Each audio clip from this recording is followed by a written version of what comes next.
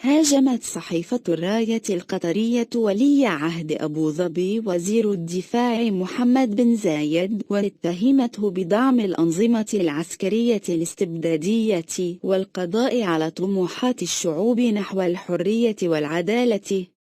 ووصفت الصحيفة أن زايد بالرجل ذي الألفجة، ورصدت العديد من المواقف والأحداث التي قالت إنها تبرهن على برجماتية ابن زايد وتقديمه المصالح والمنافع على أي قيم أو مبادئ أخلاقية، واتباعه أساليب ملتويه تبرر فيها الغاية الوسيلة حتى ضد شعبه الإماراتي أو الشعوب الخليجية كلها.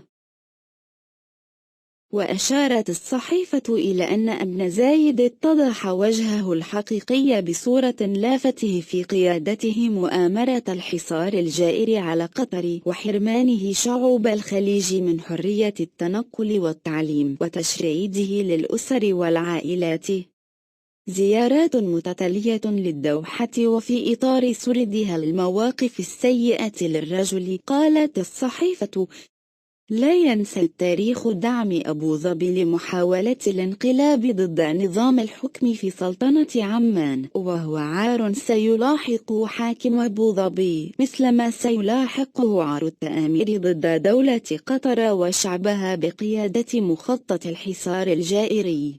إذا أعجبك الفيديو لا تنسى الإعجاب والتعليق،